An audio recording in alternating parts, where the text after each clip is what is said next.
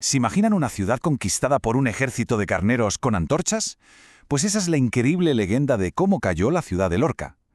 Pero, ¿y si la historia real fuera todavía más interesante? Vamos a separar el mito de la realidad en la conquista que marcó a esta ciudad para siempre. En el mismísimo corazón de esta historia se alza esta estructura imponente, la Torre Alfonsina. Pero esto no es solo una fortificación, es un testigo de piedra de casi 800 años de historia. Y su nombre ya nos da una pista, porque encarna el legado del rey que lo cambió absolutamente todo. La leyenda que ha pasado de generación en generaciones, es digna de una película. Imagínense la escena. Una noche cerrada, un ejército cristiano en inferioridad numérica que ata antorchas a los cuernos de cientos de carneros. Para los defensores musulmanes en las murallas, esas miles de luces que se mueven parecen un ejército gigantesco, imparable. El miedo hace el resto y se rinden. Una victoria por pura astucia, no por fuerza bruta. Es una historia fantástica, ¿verdad? El triunfo del ingenio sobre la fuerza. Pero la historia, la de verdad, suele ser más compleja y en muchos sentidos mucho más interesante. Así que la pregunta clave es, ¿qué nos dicen los documentos de la época? ¿Qué pasó en realidad? Para encontrar la respuesta tenemos que conocer a nuestro protagonista, Alfonso. Pero ojo, no como el futuro rey sabio, sino como un joven príncipe heredero que se enfrenta a su primera gran prueba, someter un territorio rebelde y asegurar la frontera para su padre. Y aquí hay un detalle que es absolutamente clave. Alfonso todavía no actúa con la autoridad total de un rey. Es un chaval de unos 20 y pocos años que está aprendiendo el oficio de la guerra y la diplomacia bajo la atenta mirada de su padre. Esta campaña no es solo una conquista, es su examen final. Para entender la misión de Alfonso, tenemos que echar un vistazo al mapa político de la época. La década de 1240 en el sureste de la península es un auténtico caos. El poder musulmán se ha hecho añicos tras un asesinato político y ciudades como Lorca se declaran independientes. Y en medio de toda esa inestabilidad, los gobernantes de Murcia hacen un movimiento maestro. Juran lealtad a Castilla a cambio de protección. ¿Y a quién envían para hacer cumplir ese pacto y someter a los rebeldes? Pues sí, al joven infante Alfonso. Y esta vista aérea nos enseña perfectamente por qué Lorca era la joya de la corona. No era una ciudad cualquiera, era una fortaleza increíble, la pieza clave que controlaba las rutas hacia el sur y hacia el poderoso reino nazarí de Granada. En resumen, quien controlaba Lorca, controlaba la frontera.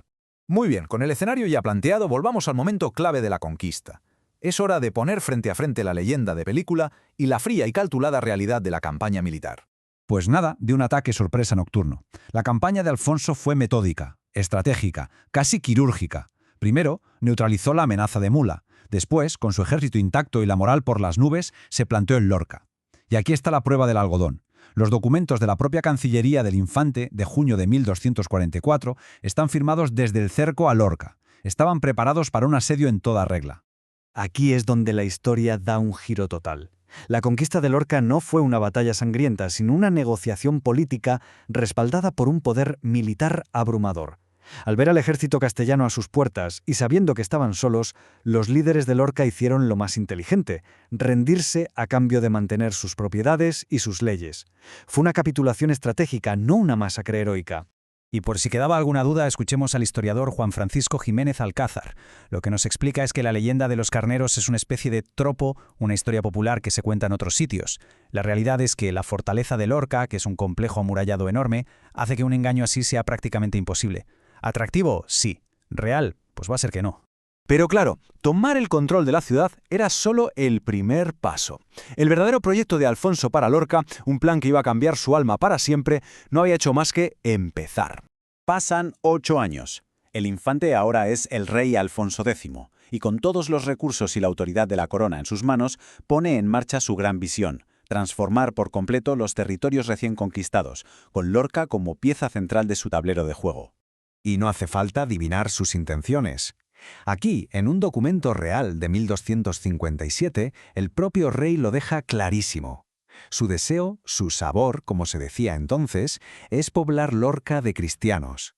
Esto no es política de tapadillo, es la hoja de ruta de una transformación social y cultural a escala máxima. Y este proyecto se fue desarrollando metódicamente durante décadas. No se trataba solo de cambiar banderas, significaba traer nuevos pobladores cristianos, convertir Lorca en una base militar clave en la frontera y levantar símbolos del poder real. Significaba integrar la región en un nuevo sistema de impuestos y, finalmente, en 1271, darle un fuero, un conjunto de leyes cristianas que sustituyó por completo el orden social y legal que había antes. Fue, un reseteo total de la identidad de la ciudad. Entonces, si la historia real es tan clara, ¿cómo es posible que la leyenda del ataque nocturno y los carneros haya sobrevivido con tanta fuerza durante siglos? Pues parte de la respuesta la tenemos a la vista, ahí, recortada contra el cielo cada día. La Torre Alfonsina es más que un edificio, es un recordatorio físico, constante, de la conquista y sobre todo del rey que la lideró. El legado de Alfonso no está enterrado en los archivos, está tejido en la identidad visual de Lorca. La torre principal lleva su nombre, su propia figura está en el escudo de la ciudad. Estos símbolos tan potentes y tan cotidianos mantienen viva su memoria, y con ella las historias que se cuentan sobre él, tanto las reales como las legendarias. Y esto nos lleva a un concepto fascinante, el de crisol de la memoria histórica. La identidad de Lorca no se basa solo en los hechos documentados de 1244.